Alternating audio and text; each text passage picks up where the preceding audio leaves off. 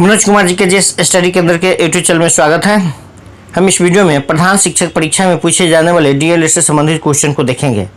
और ये चैप्टर है, कौन चैप्टर? वृद्धि एवं विकास चैप्टर से, यानी ग्रोथ एंड डेवलपमेंट चैप्टर से क्वेश्चन है और बहुत ही महत्वपूर्ण क्वेश्चन है। पहला क्वेश्चन है, निम्नलिखित में से कौन सा कथन सही है? इसमें सही कौन सा है? तो ऑप्शन दिया हुआ है, परिपक्वता में अभ्यास का महत्व होता है, जो कि गलत है। इसका आंसर बी दिया हुआ है, इनमें परिपक्वता एक शारीरिक क्रिया है। इसके बाद दिया हुआ सी में परिपक्वता मृत्यु पर्यंत चलती है, जो गलत है। परिपक्वता में केवल मात्रात्मक बदलाव सम्मिलित होते भी गलत है। तो आंसर यही हो गया कि कौन सा कथन सही है, तो परिपक्वता एक शारीरिक क्रिया है। अगला इसका व्याख्या है, परिपक्वता का संबंध शरीर के विभिन्न अंगों के विकास से है, जो व्यवहार के परिवर्तनों के रूप में वंश परंपरा के अनुसार होता है। अतः परिपक्वता एक शारीरिक क्रिया है। अगला क्वेश्चन है, परिपक्वता का संबंध किससे है? तो इसे अभी पहले देखें, विकास से है। परिपक्वता का संबंध जो विकास से है। फिर है मानव विकास क्या होता है? तो मात्रात्मक गुणात्मक दोनों होता है। मानव विकास जो होता है मात्रात्मक है, वो गुणात्मक दोनों होता है। कहीं अकेला मात्रात्मक रहे वो भी गलत हो जाएगा, अकेला गुणात्मक रहे वो भी गलत हो जाएगा। तो दोनों है, मात्रात्मक गुणात्मक दोनों है मानव विकास। अगर इसका व्याख्या है, विकास एक जीवन पर्यंत चलने वाली बहुआयामी प्रक्रिया है। विकास प्राय समान से विशिष्ट की ओर तथा सरल से जटिल की ओर। विकास क्या है? तो समान से विशिष्ट की ओर तथा सरल से जटिल की ओर बढ़ता है। विकासात्मक परिवर्तन मात्रात्मक और गुणात्मक दोनों ही हो सकता है। अगला क्वेश्चन है, विकास अभी देखे हैं, विकास क्या है? सामान्य से जटिल की ओर, सामान्य से सरल से जटिल की ओर, सामान्य से विशिष्ट की ओर बढ़ता है। तो इसमें दो हो जाएगा कि विकास सामान्य से, ए आंसर हो जाएगा, सामान्य से विशिष्ट की ओर बढ़ता है। और एक और ऑप्शन हो सकता है कि विकास जो है सरल से जटिल की ओर बढ़ता है, सरल से जटिल की ओर बढ़ता है। अगला है, निम्नलिखित में से कौन सा कथन सत्य नहीं है? तो सत्य नहीं है, तो सत्य क्या क्या हो सकता है? तो सीखना व्यवहार परिवर्तन की एक प्रक्रिया है, सही है। सीखना जो है व्यवहार परिवर्तन की एक प्रक्रिया है, सही है। वृद्धि एक जैविक प्रक्रिया है, ये भी सही है। वृद्धि एक जैविक प्रक्रिया, ये भी सही है। अगला है, विकास एक मात्रात्मक प्रक्रिया नहीं, मात्रात्मक गुणात्मक दोनों देखे थे। विकास जो है मात्रात्मक गुणात्मक दोनों है, यहाँ केवल मात्रात्मक कहा जा रहा है, तो ये गलत हो जाएगा। विकास एक मात्रात्मक प्रक्रिया है, जो गलत है। इसी में रहता कि विकास एक मात्रात्मक गुणात्मक प्रक्रिया है, तो सही हो जाता। फिर अगला है, शिक्षा एक लक्ष्य उन्मुख प्रक्रिया है, तो ये भी सही है। शिक्षा एक लक्ष्य उन्मुख प्रक्रिया है। इसका व्याख्या में है, मानव में आयु के साथ होने वाले परिमाणात्मक परिवर्तनों के साथ ही गुणात्मक परिवर्तन भी होते रहते हैं। मानव में आयु के साथ होने वाले परिमाणात्मक परिवर्तन के साथ ही गुणात्मक परिवर्तन भी होते रहता है। फिर अगला क्वेश्चन, विकास की गति एक व्यक्ति से दूसरे में भिन्न होती है। विकास की गति जो है एक व्यक्ति से दूसरे में भिन्न होती है, किंतु यह एक, इसका आंसर सी है, यह एक क्रमबद्ध और व्यवस्थित नमूने का अनुगमन करती है।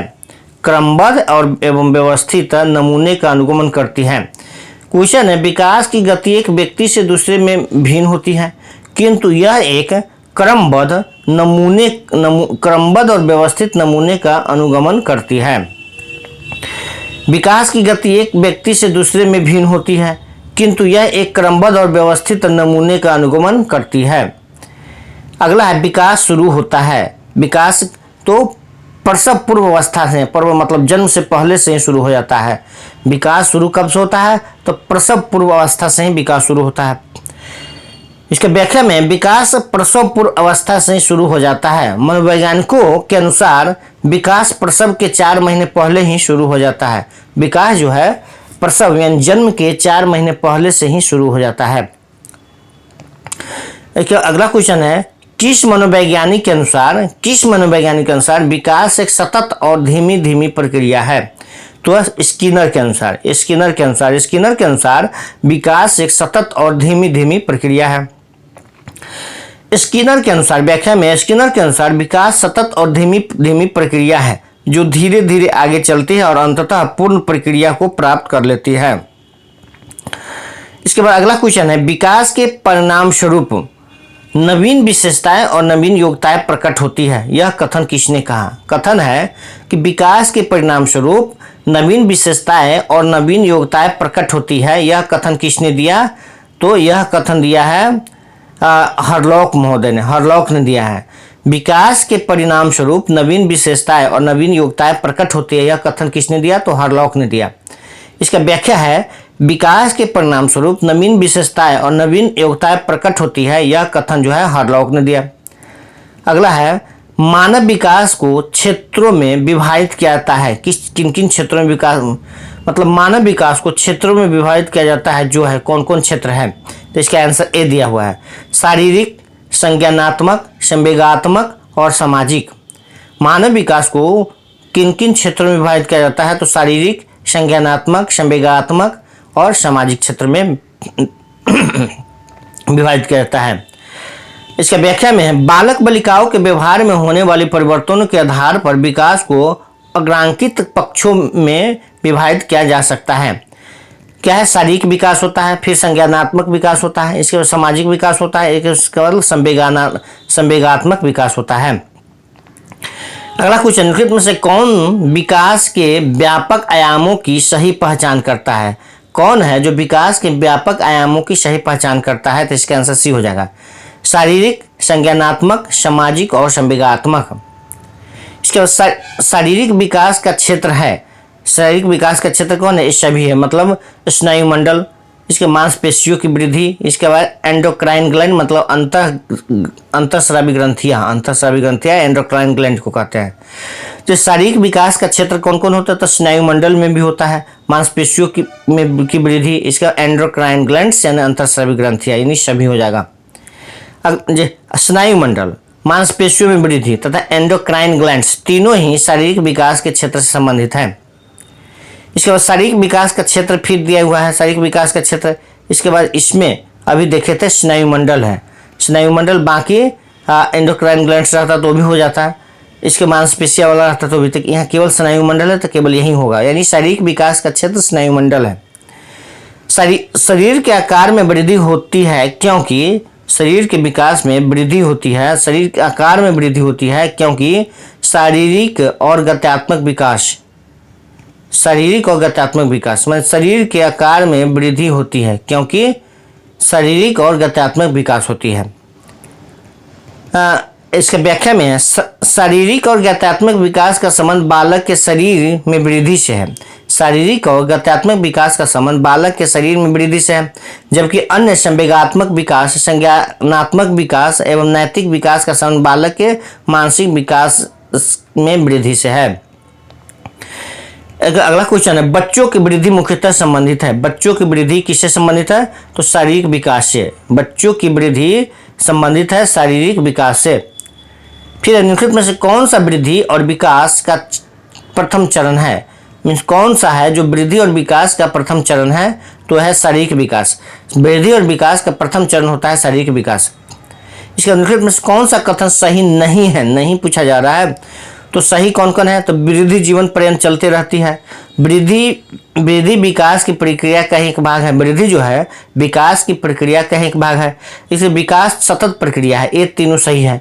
सही नहीं कौन है? तो वृद्धि एवं विकास दो अलग आयाम है, नहीं, दोनों एक ही है। अगला है, वृद्धि तथा विकास सतत रूप से चलने वाली एक ऐसी प्रक्रिया है जो व्यक्ति को अशक्त शिशु से आत्मनिर्भर प्रौढ़ बनाती है तथा वृद्धि व विकास के फलस्वरूप बालक की विभिन्न योग्यताओं तथा क्षमताओं में वृद्धि होने लगती है। अनेक वृद्धि प्रक्रियाओं के समाहित करने वाली श्रृंखलाबद्ध तथा एकीकृत परिवर्तन प्रक्रिया को ही विकास कहा जाता है। अगला है, विकास में वृद्धि से तात्पर्य है, मतलब विकास में वृद्धि से क्या तात्पर्य है? तो इसका डी हो जाएगा, आकार, सोच, समझ, कौशलों में वृद्धि। विकास में वृद्धि से तात्पर्य है आकार, सोच, समझ और कौशलों में वृद्धि, माने आकार में वृद्धि, सोच में वृद्धि, समझ कौशल में वृद्धि। विकास वृद्धि की अपेक्षा अधिक व्यापक है। विकास जो है वृद्धि की अपेक्षा अधिक व्यापक है, जबकि वृद्धि संकुचित है। चूंकि वृद्धि भी साधारण विकास की अवधारणा का ही एक भाग है, इस विकास का उत्तरोत्तर परिणाम आकार, सोच, समझ, कौशलों में वृद्धि को प्राप्त करना होता है। अगला है, शारीरिक वृद्धि और विकास को कहते हैं, क्या कहते हैं? तो अभिवृद्धि कहा जाता है। शारीरिक वृद्धि और विकास को क्या कहते हैं? अभिवृद्धि कहा जाता है। इसके बाद अगला क्वेश्चन है, बाल विकास की परिभाषा का अध्ययन क्षेत्र है जो बाल विकास की परिभाषा का अध्ययन क्षेत्र है जो इसका आंसर डी है, किसी बच्चे के संज्ञानात्मक, सामाजिक तथा दूसरे सामर्थ्यों के क्रमिक विकास के लिए उत्तरदायी होगा। अगला है इसका व्याख्या है, बालक के विकास में होने वाले क्रमिक परिवर्तन को बाल विकास कहते हैं। बालक के विकास में होने वाले क्रमिक परिवर्तन को बाल विकास कहते हैं। बाल विकास का अध्ययन क्षेत्र बच्चे के संज्ञानात्मक, सामाजिक तथा नैतिकता के क्रमिक विकास के लिए उत्तरदायी है। अगला है, बाल मनोविज्ञान के अनुसार शिक्षा के क्षेत्र में मुख्य स्थान है। शिक्षा के क्षेत्र में बालक का मुख्य स्थान है। बाल मनोविज्ञान के अनुसार शिक्षा के क्षेत्र में मुख्य स्थान है बालक का। इसके व्याख्या में है, बाल मनोविज्ञान के अनुसार शिक्षा के क्षेत्र में बालक का मुख्य स्थान है। मनोविज्ञान का शिक्षा के क्षेत्र में सबसे बड़ा योगदान बाल केंद्रित शिक्षा है। अगला क्वेश्चन, निम्नलिखित में से कौन सा विकास का सिद्धांत है? विकास का सिद्धांत कौन सा? सी देले है, सभी की विकास दर समान नहीं होती है। सभी की विकास दर जो होती है समान नहीं होती है। इसका कौन गलत ऑप्शन कौन कौन है? सिद्धांत तो यही, विकास का सिद्धांत यही है कि सभी की विकास दर समान नहीं होती है। अगला है, विकास की दर समान नहीं हो सकती है क्योंकि शारीरिक, सांवेगिक, मानसिक एवं सामाजिक कारकों का इस पर प्रभाव पड़ता है। ये वृद्धि व विकास का मुख्य सिद्धांत क्या है? वृद्धि व विकास का मुख्य सिद्धांत है तो इसका आंसर सी हो जाएगा, वैयक्तिक अंतर का सिद्धांत। वैयक्तिक अंतर का सिद्धांत वृद्धि व विकास का मुख्य सिद्धांत है, वैयक्तिक अंतर का सिद्धांत। इसका व्याख्या है कि वृद्धि व विकास का मुख्य सिद्धांत वैयक्तिक अंतर का सिद्धांत है। अगला क्वेश्चन है, विकास कभी न समाप्त होने वाली प्रक्रिया है। यह कथन विकास के किस सिद्धांत से संबंधित है? तो निरंतरता का सिद्धांत से संबंधित है। विकास कभी न समाप्त होने वाली प्रक्रिया है, यह कथन विकास के किस सिद्धांत से संबंधित है? तो निरंतरता का सिद्धांत से संबंधित है। इसका व्याख्या में है, विकास कभी न समाप्त होने वाली प्रक्रिया है, यह कथन निरंतरता के सिद्धांत से संबंधित है। अगला है, निम्नलिखित में से कौन सा शारीरिक विकास का एक प्रमुख नियम है? तो शारीरिक विकास का प्रमुख नियम में इसका आंसर सी हो जाएगा, द्रुतगामी विकास का नियम। द्रुतगामी विकास का नियम जो है शारीरिक विकास का एक प्रमुख नियम है। द्रुतगामी विकास का नियम शारीरिक विकास का एक प्रमुख नियम है। बाल्यावस्था में बच्चों का शारीरिक विकास अत्यंत तीव्र गति से होता है। अगला क्वेश्चन, निम्नलिखित में से कौन सा वृद्धि और विकास के सिद्धांतों से संबंधित नहीं है? तो संबंधित कौन है? वृद्धि और विकास के सिद्धांत से संबंधित है निरंतरता का सिद्धांत, समन्वय का सिद्धांत, इसके बाद है व्यक्तिकता का सिद्धांत। इसका बी आंसर जो है वर्गीकरण का सिद्धांत, जो वृद्धि और विकास के सिद्धांत से संबंधित नहीं है, वर्गीकरण का सिद्धांत। अगला है, इसका व्याख्या में है कि वर्गीकरण का सिद्धांत वृद्धि विकास से संबंधित न होकर के शैक्षिक वर्गीकरण से है। वर्गीकरण का सिद्धांत जो है वृद्धि एवं विकास से न होकर के शैक्षिक वर्गीकरण से है। फिर अगला क्वेश्चन है, इनमें से कौन सा विकास का एक सिद्धांत नहीं है? विकास का सिद्धांत नहीं है तो बी दिया हुआ है कि विकास केवल संस्कृति से शासित और निर्धारित होता है, जो कि गलत है। सही कौन कौन है? तो विकास संशोधन योग्य होता है, ये सही है। विकास जीवन पर्यंत होता है, ये भी सही है। विकास वंशानुक्रम जो है वंशानुक्रम और पर्यावरण दोनों से प्रभावित होता है, ये सही है। चूंकि यहाँ नहीं कहा जा रहा है इसलिए इसका आंसर बी हो जाएगा कि विकास केवल संस्कृति से शासित और निर्धारित होता है, ये गलत है और गलत ही चुनना है। विकास केवल संस्कृति से शासित और निर्धारित होता है, विकास का सिद्धांत नहीं है। अगला है, निम्नलिखित में से कौन सा विकास का सिद्धांत नहीं है? फिर से वही है, तो इसका आंसर डी हो जाएगा। नहीं का पूछा जा रहा है तो है कौन? तो पहला है विकास जीवन पर्यंत होता है, ये सही है। विकास परिवर्त्य होता है, ये भी सही है। विकास आनुवांशिक और पर्यावरण दोनों के द्वारा प्रभावित होता है, ये भी सही है। और गलत यह है कि विकास सार्वभौमिक है तथा संस्कृति संदर्भ में इसे प्रभावित नहीं करते, ये गलत है। तो यही आंसर चूंकि नहीं पूछा जा रहा है तो यही डी हो जाएगा। अगला है, निम्नलिखित में से कौन सा विकास का सिद्धांत है? विकास का सिद्धांत कौन सा है? तो इसका आंसर ए हो जाएगा, सभी की विकास दर समान नहीं होती है। विकास का ये सिद्धांत है कि सभी की विकास दर समान नहीं होती है। विकास सभी की विकास दर समान नहीं होती है, विकास का महत्वपूर्ण सिद्धांत है।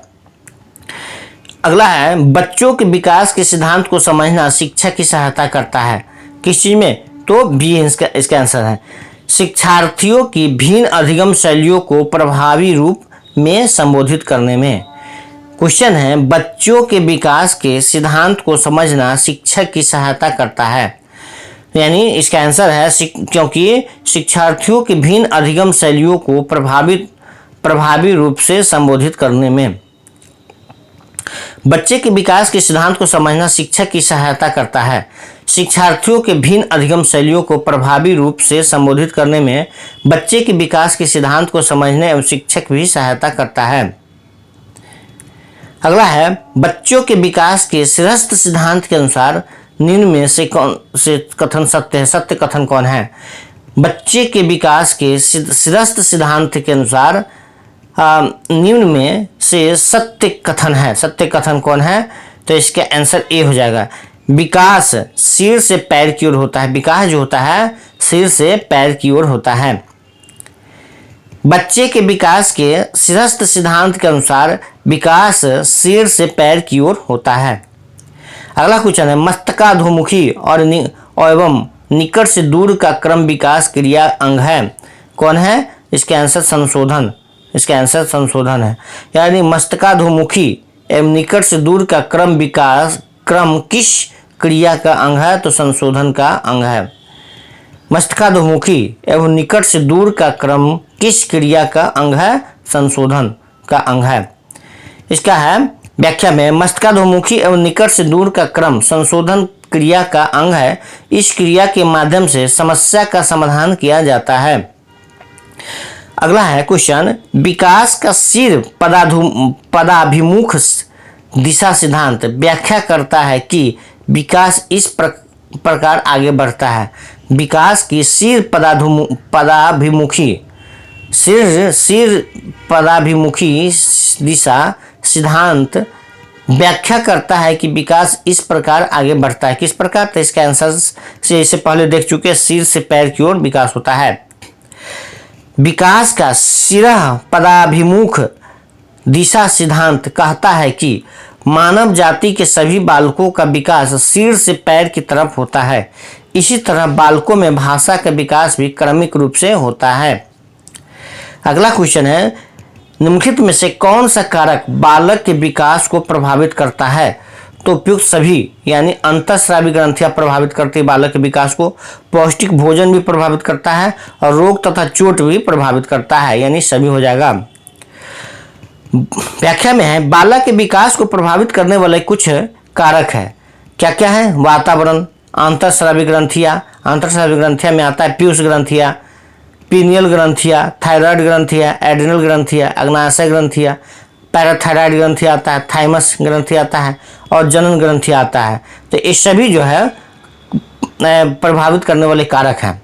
रोग तथा चोट है, पारिवारिक स्थिति है, वंशानुक्रम है, पौष्टिक भोजन, यौन विभेद, ये सभी हैं। यानी बालक के विकास को प्रभावित करने वाले कुछ मुख्य कारक है। कौन कौन कारक है? वातावरण, अंतःस्रावी ग्रंथि या पीयूष ग्रंथि, पिनियल ग्रंथि, थायराइड ग्रंथि, एड्रिनल ग्रंथि, अग्नाशय ग्रंथि, पैराथायराइड ग्रंथि, थाइमस ग्रंथि, जनन ग्रंथि, रोग तथा चोट, पारिवारिक स्थिति, वंशानुक्रम, पौष्टिक भोजन, यौन विभेद, सभी है। अगला क्वेश्चन, इनमें से कौन सी एक अंतःस्रावी ग्रंथियां नहीं है? तो अंतःस्रावी ग्रंथियां जो है लार ग्रंथियां नहीं है। लार ग्रंथि अंतःस्रावी ग्रंथियां नहीं है। बाकी कौन है? एड्रिनल ग्रंथि है, अंतःस्रावी ग्रंथियां, पीयूष ग्रंथि अंतःस्रावी ग्रंथियां है। इसके बाद थायराइड ग्रंथियां जो है अंतःस्रावी ग्रंथियां है, लेकिन लार ग्रंथि जो है अंतःस्रावी ग्रंथि में नहीं आता है। इसके बाद अगला चैप्टर है कि विकास की अवस्थाएं। विकास की अवस्थाएं यानी स्टेज ऑफ डेवलपमेंट। विकास की अवस्थाएं, स्टेज ऑफ डेवलपमेंट। इससे कुछ महत्वपूर्ण क्वेश्चन को देखते हैं इस चैप्टर से। पहला है कि मानव विकास का प्रारंभ होता है। कहाँ से प्रारंभ होता है? तो गर्भावस्था से शुरू हो जाता है। मानव विकास का प्रारंभ गर्भावस्था से शुरू हो जाता है। व्याख्या में है, मानव विकास गतिशील, क्रमबद्ध तथा पूर्व कथनीय परिवर्तन का प्रारूप है। जो गर्भावस्था से प्रारंभ होता है तो जीवन पर्यंत चलता रहता है। अगला क्वेश्चन है, बचपन का सांप्रतिक दृष्टिकोण की मान्यता है कि बचपन वृद्धि एवं परिवर्तन की अनूठी अवधि है। क्या बचपन का सांप्रतिक दृष्टिकोण का मान्यता है कि बचपन वृद्धि एवं परिवर्तन की अनूठी अवधि है। इसका व्याख्या में बचपन का सांप्रतिक दृष्टिकोण की मान्यता बचपन वृद्धि एवं परिवर्तन की अनूठी अवधि से है। अगला है, शैशवावस्था मानव विकास की प्रमुख अवस्था है। कौन सी अवस्था है शैशवावस्था? तो प्रथम अवस्था है। शैशवावस्था मानव विकास की प्रथम अवस्था है। विकास काल के प्रारंभ बालक के जन्म से माना जाता है। विकास काल का प्रारंभ बालक के जन्म से माना जाता है और उसका अंत किशोरावस्था के अंत तक है। यानी विकास का काल का प्रारंभ बालक के जन्म से माना जाता है और उस विकास का अंत किशोरावस्था के अंत है। जन्म और किशोरावस्था के मध्य विकास की विभिन्न अवस्थाओं के रूप में मुख्य अवस्थाएं कौन कौन है? तो एक होता है, पहला है शैशवावस्था, तो जो जन्म से 2 वर्ष वाला होता है शैशवावस्था। इसका पूर्व बाल्यावस्था 3 से 5 वर्ष की उम्र, 3 से 5 वर्ष का उम्र जो होता है पूर्व बाल्यावस्था होता है। इसका उत्तर बाल्यावस्था जो होता है 6 से 12 वर्ष का होता है। इसका किशोरावस्था जो होता है 13 वर्ष से लेकर 18 वर्ष तक का होता है। इसका शैशव काल की अवधि है। अभी देखे थे शैशव काल की अवधि जो था जन्म से 2 वर्ष तक का काल को शैशव अवस्था कहते हैं, शैशव काल कहते हैं। इसका शैशव काल में बच्चों की क्रियाकलाप होते हैं, किस तरह के होते हैं? तो मूल ये हो जाएगा, मूल प्रवृत्त्यात्मक होता है। मूल प्रवृत्त्यात्मक शैशवावस्था में बच्चों के क्रियाकलाप मूल प्रवृत्त्यात्मक होते हैं। इसका व्याख्या में है, शिशु के अधिकांश व्यवहार का आधार प्राय शिशु की मूल प्रवृत्तियां होती है, जैसे भूख लगने पर शिशु का रोना और सामने पड़ी किसी भी वस्तु को मुंह में रख लेना आदि। अर्थात शैशवावस्था में बच्चों के सभी क्रियाकलाप मूल प्रवृत्त्यात्मक होते हैं। अगला है, शैशवावस्था की प्रमुख विशेषताएं हैं। शैशवावस्था की प्रमुख विशेषताएं क्या है? तो मूल प्रवृत्त्यात्मक व्यवहार। शैशवावस्था की प्रमुख विशेषता है मूल प्रवृत्त्यात्मक। अगला है, शैशवावस्था की मुख्य विशेषता नहीं क्या है? नहीं क्या है तो है क्या? सीखने की प्रक्रिया में तीव्रता ये है। इसका जिज्ञासा की प्रवृत्ति ये भी है। अनुकरण द्वारा सीखने की प्रवृत्तियाँ ये भी है। चिंतन प्रक्रिया शैशवावस्था की नहीं है, तो चूंकि नहीं पूछा जा रहा है तो आंसर ए हो जाएगा। नहीं पूछा जाता है, आंसर चिंतन की प्रक्रिया हो जाएगा। लेकिन शैशवावस्था की मुख्य विशेषताएं में ऐसा बात है, सीखने की प्रक्रिया की तीव्रता, जिज्ञासा की प्रवृत्ति और अनुकरण द्वारा सीखने की प्रवृत्ति, ये सब है। अगला क्वेश्चन है, इसका व्याख्या में है, शैशवावस्था की विशेषताओं में मुख्य सीखने की प्रक्रिया में तीव्रता है, जिज्ञासा की प्रवृत्ति है तथा अनुकरण द्वारा सीखने की प्रवृत्ति है। प्रवृत्त्यात्मक व्यवहार आदि जुड़ जाता है, जबकि चिंतन प्रक्रिया उसके मुख्य विशेषताओं के अंतर्गत समावेशित नहीं है। अगला कुछ निम्नलिखित अवधि में से किसमें शारीरिक वृद्धि एवं विकास तीव्र गति से घटित होता है? यानी किस अवस्था में शारीरिक वृद्धि और विकास बहुत तेजी से होता है? तो है शैशवावस्था में, प्रारंभिक बाल्यावस्था में। शैशवावस्था मतलब जन्म से 2 वर्ष तक और 3 से 5 वर्ष तक का उम्र जो होता है उसमें शारीरिक विकास, शारीरिक वृद्धि एवं विकास बहुत तीव्र गति से होता है, तो आंसर ए हो जाएगा। शैशवावस्था एवं प्रारंभिक बाल्यावस्था काल में शारीरिक वृद्धि एवं विकास अत्यधिक तीव्र गति से होता है। दोनों का है, एक 0 से लेकर के 2 वर्ष होता है और एक 3 से लेकर 5 वर्ष होता है। कौन? शैशवावस्था जो होता है 0 से लेकर 2 वर्ष होता है और प्रारंभिक बाल्यावस्था जो होता है 3 से 5 वर्ष होता है। स्व केंद्रित अवस्था होती है बालक के, किस उम्र में स्व केंद्रित अवस्था हो जाती है? तो उत्तर बाल्यावस्था जो 3 से 6 वर्ष का उम्र होता है, उत्तर स्व केंद्रित अवस्था होती है बालक की। कौन? 3 से 6 वर्ष वाला जो उत्तर बाल्यावस्था का काल होता है, 3 से 6 वर्ष, यही होता है स्व केंद्रित। अगला है शैशवावस्था का अंतिम चरण। शैशवावस्था के अंतिम चरण 3 से 6 वर्ष में बालक केवल अपने स्वयं की प्रसन्नता एवं खुशी के बारे में सोचता है या चिंता करता है, इसलिए शैशवावस्था की स्व केंद्रित अवस्था कहा जाता है। क्या है? शैशवावस्था का अंतिम चरण 3 से 6 वर्ष में बालक केवल अपने स्वयं की प्रसन्नता एवं खुशी के बारे में सोचता है और चिंता करता है, इसलिए शैशवावस्था को स्व केंद्रित अवस्था कहा जाता है। शैशवावस्था में मतलब आ जाता है 0 से 2 वर्ष और 3 से 5 वर्ष, 6 वर्ष सब आता है। इसके बाद है शैशवावस्था के लिए उत्तम शिक्षण विधि है। शैशवावस्था के उत्तम शिक्षण विधि कौन है? तो उपरोक्त सभी कहा जा रहा है। मांटेसरी विधि है, शैशवावस्था के लिए उत्तम शिक्षण विधि है। इसके बाद खेल विधि है, इसके बाद किंडरगार्टन विधि है। सभी क्या है? शैशवावस्था के लिए उत्तम शिक्षण विधियां हैं। शैशवावस्था में शिशु को मांटेसरी शिक्षा विधि, किंडरगार्टन शिक्षण विधि तथा खेल विधि से शिक्षा दी जाती है। जैसे वार्तालाप में प्ले स्कूलों में दी जा रही शिक्षण विधि, वार्तालाप नहीं, वर्तमान है।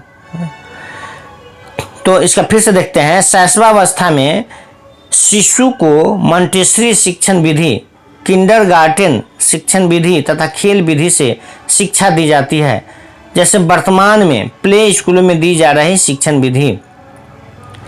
अगला क्वेश्चन है, नर्सरी कक्षा में शुरुआत करने के लिए कौन सी विषय वस्तु सबसे अच्छी है? तो मेरा परिवार। नर्सरी कक्षा में शुरुआत करने के लिए कौन सी विषय वस्तु सबसे अच्छी है? तो मेरा परिवार, मतलब अपने परिवार के बारे में शिक्षा देना। बालक के समाजीकरण में परिवार का प्रमुख योगदान होता है।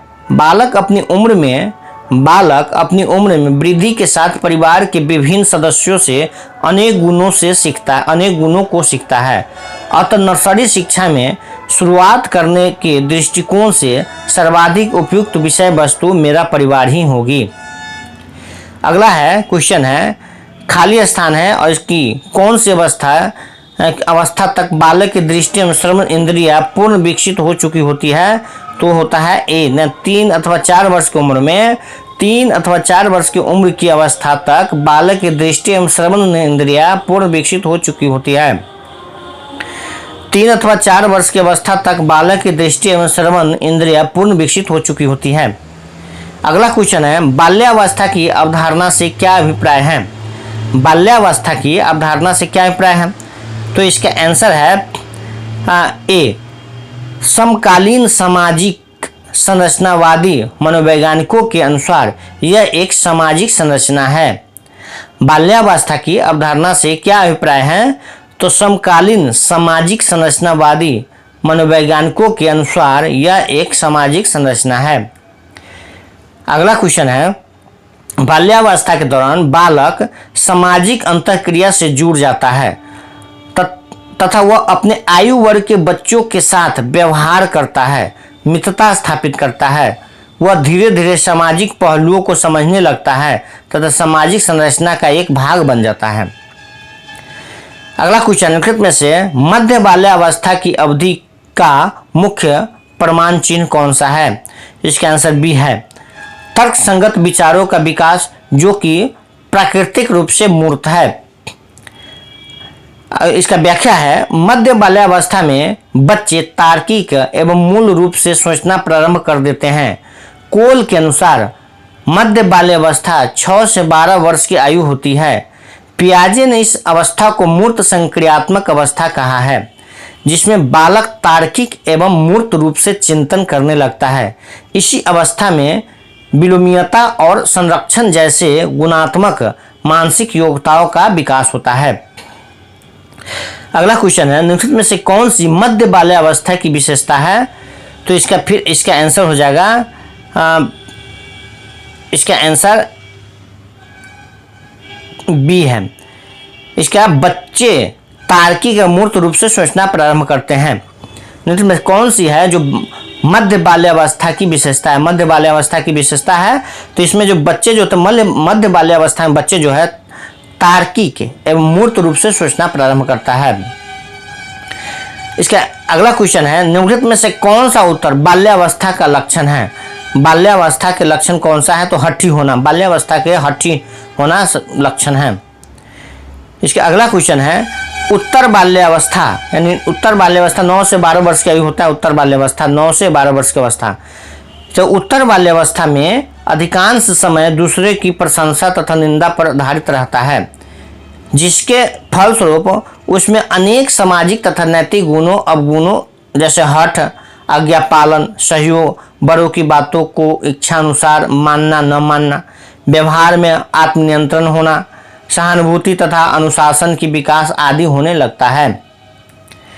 अगला क्वेश्चन है इस अवस्था में, मतलब कौन सी अवस्था है, मतलब किस अवस्था में, इसका मतलब किस अवस्था में बालकों में नई खोज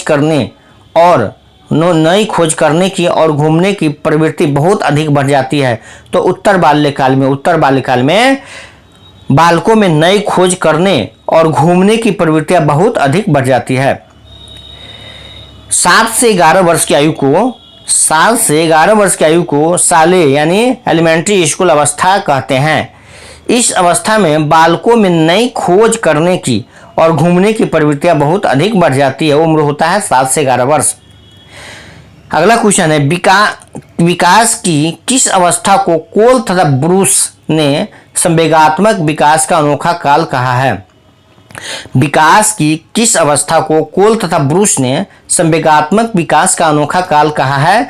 तो बाल्यावस्था को कहा है। इसका व्याख्या है बाल्यावस्था को कोल तथा ब्रूस ने संवेगात्मक विकास का अनोखा काल कहा है। रॉस ने बाल्यावस्था को मिथ्या परिपक्वता का काल कहा है तथा अन्य विद्वानों ने इसे स्फूर्ति अवस्था, गंदी आयु, प्रारंभिक विद्यालय की आयु आदि भी कहा है। अगला बालक के व्यक्तिगत की नींव किस अवस्था में पड़ती है? व्यक्तित्व की नींव, बालक के व्यक्तित्व की नींव किस अवस्था में पड़ती है? तो बचपना अवस्था में। बालक के व्यक्तित्व की नींव किस अवस्था में पड़ती है? तो बचपना अवस्था में पड़ती है। इसका व्याख्या है कि बचपना अवस्था यानी बाल्यावस्था में विभिन्न संवेग मिलकर किसी वस्तु, व्यक्ति या विचार के प्रति धार्मिक, नैतिक, राष्ट्रीय और सौंदर्यात्मक आदि अस्थायी भावों को जन्म दे देते हैं। इस प्रकार के अस्थायी भावों के आ जाने से बालक के चरित्र और व्यक्तित्व को एक निश्चित दिशा मिलनी प्रारंभ हो जाती है तथा व्यक्तित्व की नींव अवस्था में पड़ती है। अगला है अब माँ बाप के साये से बाहर निकल अपने साथी बालकों की संगत को पसंद करना संबंधित है। कौन सा अवस्था होता है तो वो होता है उत्तर बाल्यावस्था से संबंधित है। क्या है कि माँ बाप के साये से बाहर निकल अपने साथी बालकों के संगत को पसंद करना संबंधित है, वह है उत्तर बाल्यावस्था से संबंधित है। उत्तर बाल्यावस्था में बालक माँ बाप के साये से बाहर निकलकर अपने उम्र के दोस्तों, साथियों की संगत में उनके साथ रहना अधिक पसंद करते हैं। यह अवस्था 9 से 12 वर्ष की अवधि इन्हीं कारण से परिपाक काल कहते हैं इसको। उत्तर बाल्यावस्था में बालक माँ बाप के साये से बाहर निकल अपने उम्र के दोस्तों, साथियों की संगत में उनके साथ रहना अधिक पसंद करते हैं। 9 से 12 वर्ष की अवधि को इन्हीं कारणों से परिपाक काल कहते हैं। इसका अगला क्वेश्चन है बाल्यावस्था की अवधि में विकास, क्या है इसका? बी हो जाएगा, बहुस्तरीय और मिश्रित होता है। बाल्यावस्था की अवधि में विकास जो होता है बहुस्तरीय और मिश्रित होता है। इसका व्याख्या है बाल्यावस्था जो 6 वर्ष से 12 वर्ष की अवस्था होता है, तो बाल्यावस्था में बालक का विकास बहुस्तरीय एवं मिश्रित होता है। यह अवस्था बालक के व्यक्तित्व के निर्माण की होती है, अवस्था होती है। अगला क्वेश्चन निम्नलिखित में से कौन सी बाल्यावस्था की एक विशेषता नहीं है? तो बी दिया हुआ है जिज्ञासा की कमी। बाल्यावस्था में जिज्ञासा की कमी नहीं बल्कि जिज्ञासा, बहुत ज़्यादा जिज्ञासा रहता है, तो इसलिए यह नहीं होगा। और बाल्यावस्था की विशेषता में कौन कौन आता है? तो सामूहिकता की प्रबलता रहता है, अभिवृद्धि में स्थिरता भी रहती है, समूह एवं खेलों में सहभागिता, ये सभी होगा। चूंकि नहीं पूछा जा रहा है इसलिए इसका आंसर बी हो जाएगा। अगर इसका व्याख्या में है, बाल्यावस्था की प्रमुख विशेषताएं हैं प्रबल सामूहिकता की भावना, प्रबल जिज्ञासा प्रवृत्ति, अभिवृद्धि में स्थिरता, समूह एवं खेलों में सहभागिता तथा आत्मनिर्भरता की भावना इत्यादि। अतः जिज्ञासा की कमी बाल्यावस्था की एक विशेषता नहीं है। अगला क्वेश्चन है, बाल्यावस्था की प्रमुख मनोवैज्ञानिक विशेषता क्या है? बाल्यावस्था की प्रमुख मनोवैज्ञानिक विशेषता क्या है? तो इसका आंसर बी हो जाएगा, सामूहिकता की भावना। सामूहिकता की भावना प्रमुख विशेषता मनोवैज्ञानिक विशेषता है। अगला है, निम्न में से कौन सी बाद की बाल्यावस्था के बौद्धिक विकास की विशेषता नहीं है? कौन सी है जो बाद की बाल्यावस्था के बौद्धिक विकास की विशेषता नहीं है? तो इसका आंसर सी है, भविष्य की योजना की सूझबूझ। भविष्य की योजना की सूझबूझ। इसकी व्याख्या है, भविष्य की योजनाओं की सूझबूझ बाद की बाल्यावस्था के बौद्धिक विकास की विशेषता नहीं है, जबकि विज्ञान की काल्पनिक कथाओं में अधिक रुचि बढ़ती हुई तार्किक शक्ति तथा काल्पनिक भयों का अंत बाद की बाल्यावस्था के बौद्धिक विकास की विशेषताएं हैं। अगला क्वेश्चन है, मध्य बाल्यावस्था में भाषा, इसके बाद खाली स्थान है, के बजाय अधिक है। तो इसका आंसर बी है, मध्य बाल्यावस्था में भाषा सामाजिकृत के बजाय अहं केंद्रित, सामाजिकृत के बजाय जो है अहं केंद्रित अधिक होता है। मध्य बाल्यावस्था में जो होता है भाषा क्या होता है, सामाजिकृत के बजाय अहंकृत अधिक होता है। मध्य बाल्यावस्था में बालक भाषा के स्तर पर सामाजिकृत के बजाय अहं केंद्रित अधिक होता है।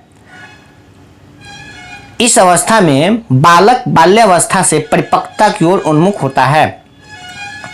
फिर अगला क्वेश्चन, निम्नलिखित में से कौन सा प्रारंभिक बाल्यावस्था अवधि के दौरान उन भूमिकाओं एवं व्यवहारों के बारे में जानकारी प्रदान करते हैं जो एक समूह में स्वीकार्य है? तो इसका आंसर सी है, माता पिता एवं भाई बहन। क्वेश्चन है, कौन प्रारंभिक बाल्यावस्था अवधि के दौरान उन भूमिकाओं एवं व्यवहारों के बारे में जानकारी प्रदान करते हैं जो एक समूह में स्वीकार है? तो माता पिता एवं भाई बहन है। प्रारंभ में बालक न सामाजिक होता है और न ही असामाजिक, बल्कि एक गुण समाज के संपर्क में आने पर ही उसमें विकसित होते हैं। ऐसा गुण विकसित होता है जो न सामाजिक होता है न असामाजिक होता है। और यह गुण कहाँ से आता है? तो यह गुण होता है समाज के संपर्क में आने पर ही उसमें विकसित होता है। प्रारंभिक बाल्यावस्था में माता पिता तथा भाई बहन बालक के लिए एक समूह का निर्माण करते हैं। इस समूह में रहते हुए ही बालक विभिन्न व्यवहारों को सीखता है। अगला है, शर्म तथा गर्व जैसी भावना का विकास किस अवस्था में होती है? तो बाल्यावस्था में हो जाती है। शर्म तथा गर्व जैसी भावनाओं का विकास किस अवस्था में होती है? तो बाल्यावस्था में होती है। इसका अगला क्वेश्चन, निम्नलिखित में से कौन सा आयु समूह प्रवर्ती बाल्यावस्था श्रेणी के अंतर्गत आता है? प्रवर्ती बाल्यावस्था श्रेणी के अंतर्गत कौन सा आता है? तो इसका आंसर हो जाएगा सी, 6 से 11 वर्ष की आयु, यानी प्रवर्ती बाल्यावस्था की श्रेणी में रखा जाता है 6 वर्ष से 11 वर्ष वाला आयु। इसका व्याख्या है, प्रवर्ती बाल्यावस्था के अंतर्गत 6 से 11 वर्ष की आयु वर्ग के बच्चों को शामिल किया जाता है। यह अवस्था समायोजन की अवस्था होती है। इसी काल में बालक के अंदर जिज्ञासु प्रवृत्ति तथा मूल समूह प्रवृत्ति का विकास होता है। अगला क्वेश्चन है, तनाव और क्रोध की अवस्था है। कौन सी अवस्था में तनाव और क्रोध आता है? तो वह किशोरावस्था। किशोरावस्था जो होता है तनाव और क्रोध की अवस्था होता है। प्राय 12 से 18 वर्ष की आयु वर्ग को किशोरावस्था कहा जाता है। किशोरावस्था कहा जाता है 12 वर्ष से 18 वर्ष की आयु को। इस अवस्था को हॉल ने संघर्ष, तनाव, तूफान तथा विरोध की अवस्था कहा है। कौन कौन है इस अवस्था को? किशोरावस्था को हॉल महोदय ने कहा है संघर्ष की अवस्था है, तनाव की अवस्था कहा है, तूफान की अवस्था इसको कहा है तथा विरोध की अवस्था कहा है। किशोरावस्था वयस्कता के संक्रमण की पहल करती है। अगला है, वह अवधि जो वयस्कता के संक्रमण की पहल करते, भी देखिए किशोरावस्था, तो वह अवधि जो वयस्कता के संक्रमण की पहल करती है उसे क्या कहते हैं? तो उसे किशोरावस्था कहते हैं। अगला है, विद्रोह की भावना कि प्रवृत्ति निम्न से किस अवस्था से संबंधित है, तो विद्रोह की भावना जो है पूर्व किशोरावस्था से संबंधित है। विद्रोह की भावना की प्रवृत्ति निम्न से किस अवस्था से संबंधित है, तो पूर्व किशोरावस्था से संबंधित है। प्राय 10 से 14 वर्ष के मध्य की उम्र में बच्चों में स्वयं की पहचान की भावना विकसित होती है। इसी कारण पूर्व किशोरावस्था में बच्चों में विद्रोह की भावना की प्रवृत्ति पाई जाती है। अगला क्वेश्चन, निम्नलिखित में से किस अवस्था में बच्चे अपने समवयस्क समूह के सक्रिय सदस्य हो जाते हैं, तो किशोरावस्था में। यानी किस अवस्था में बच्चे अपने समवयस्क समूह के सक्रिय सदस्य हो जाते हैं और अपने उम्र के बच्चों का समूह का सदस्य बनता है, तो वह किशोरावस्था में। किशोरावस्था में बच्चे अपने समवयस्क समूह के सक्रिय सदस्य बन जाते हैं। अगला क्वेश्चन है, मानसिक परिपक्वता की ऊंचाइयों को छूने के लिए प्रयत्नरत रहना संबंधित है। किससे संबंधित है, तो वह किशोरावस्था से संबंधित है। मानसिक परिपक्वता की ऊंचाइयों को छूने के लिए प्रयत्नरत रहना संबंधित है किससे, किशोरावस्था से है, किशोरावस्था से है। इसके अगला क्वेश्चन है, किशोरावस्था में बालक नई समस्याओं एवं संवेगों से गुजरता है, जिसको हल करने के लिए वह मानसिक परिपक्वता के शिखर पर पहुंचने का प्रयत्न करता है, ताकि जिससे वहां उसे संतुष्टि का अनुभव हो सके। अगला क्वेश्चन है, 14 वर्षीय देविका अपने आप में पृथक स्वनियंत्रित व्यक्ति की भावना को विकसित करने का प्रयास कर रही है। वो क्या विकसित कर रही है, स्वायत्तता विकसित कर रही है। यानी 14 वर्ष की देविका है जो अपने आप में पृथक स्वनियंत्रित व्यक्ति की भावना को विकसित करने के प्रयास कर रही है। वह क्या विकसित कर रही है, तो स्वायत्तता को विकसित कर रही है। यदि 14 वर्षीय देविका अपने आप में पृथक स्वनियंत्रित व्यक्ति की भावना को विकसित करने का प्रयास कर रही है, तो इसका मतलब है कि वह स्वायत्तता को विकसित कर रही है। अगला है, किशोर का अनुभव कर सकते हैं, खाली स्थान है, तो बी है। किशोर जो है दुश्चिंता और स्वयं से सरोकार का अनुभव कर सकते हैं। किशोर दुश्चिंता और स्वयं से सरोकार का अनुभव कर सकते हैं।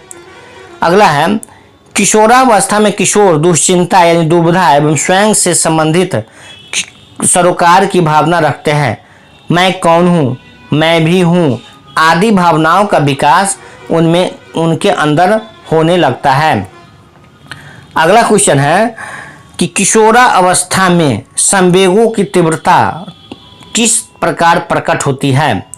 किशोरावस्था में संवेगों की तीव्रता किस प्रकार प्रकट होती है, तो उपरोक्त सभी प्रकार किस प्रकार से, तो ए हो जाएगा, प्रतिकूल पारिवारिक संबंध, व्यवसाय की समस्या, नई परिस्थितियों के साथ समायोजन, इसी के साथ क्या होती है, संवेगों की तीव्रता प्रकट होती है। इसका व्याख्या है, किशोरावस्था को तूफान एवं संवेगों की अवस्था कहा जाता है। तूफान एवं संवेगों की अवस्था किसको कहा जाता है, तो किशोरावस्था को कहा जाता है, क्योंकि इनमें आवेगों और संवेगों की बहुत प्रबलता होती है। किशोरावस्था को शैशवावस्था की पुनरावृत्ति तथा अत्यधिक दबाव और तनाव को काल भी कहा जाता है। अगला क्वेश्चन, विकास के किस काल को अत्यधिक दबाव और तनाव का काल कहा जाता है, तो वह किशोरावस्था है। किशोरावस्था को अत्यधिक दबाव और तनाव को काल कहा जाता है। अगला क्वेश्चन है, किशोर जो है अधिगम में निम्नलिखित में से कौन सी भावात्मक विशेषताएं निर्णायक महत्व की है। किशोर अधिगम में निम्नलिखित में से कौन सी भावनात्मक विशेषताएं निर्णायक महत्व की है, तो है बी यानी नायक, पूजा और संवेदनाएं। अगला है, इसका व्याख्या, किशोरावस्था में किशोर तथा किशोरियों में नायक पूजा, जैसे किसी नायक को, किसी हीरो को पूजा करना, यानी किसी स्टार, क्रिकेटर तथा भगवान आदि, और संवेदना यानी समाज के प्रति, राष्ट्र के प्रति देखने को मिलती है। अगला, हॉल का सिद्धांत निम्न में से किसकी व्याख्या करता है। हॉल के सिद्धांत किसकी व्याख्या करता है, तो इसका आंसर डी है, किशोरों का मनोविज्ञान। हॉल जो है किशोरों को मनोविज्ञान से संबंधित है। हॉल का सिद्धांत किशोरों को मनोविज्ञान से संबंधित व्याख्या करता है। इसके अंतर्गत 12 से 21 वर्ष के आयु की वर्ग के किशोरों की शारीरिक, मानसिक, व्यक्तिगत व सामाजिक क्रियाओं व व्यवहारों का अध्ययन किया जाता है।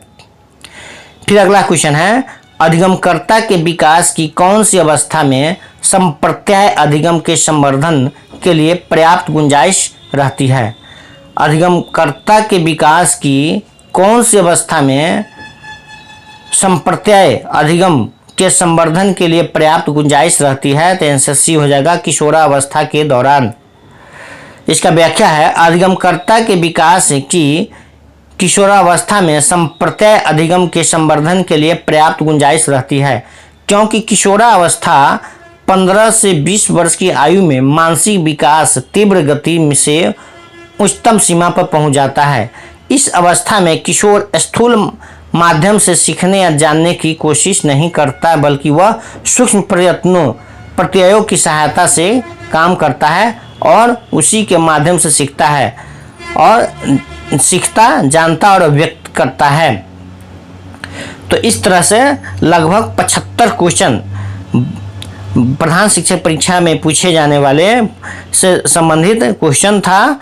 डीएलएड से संबंधित क्वेश्चन है, जो लगभग 75 क्वेश्चन व्याख्या के साथ था। फिर इससे आगे अगले वीडियो में देखेंगे। तब तक के लिए धन्यवाद।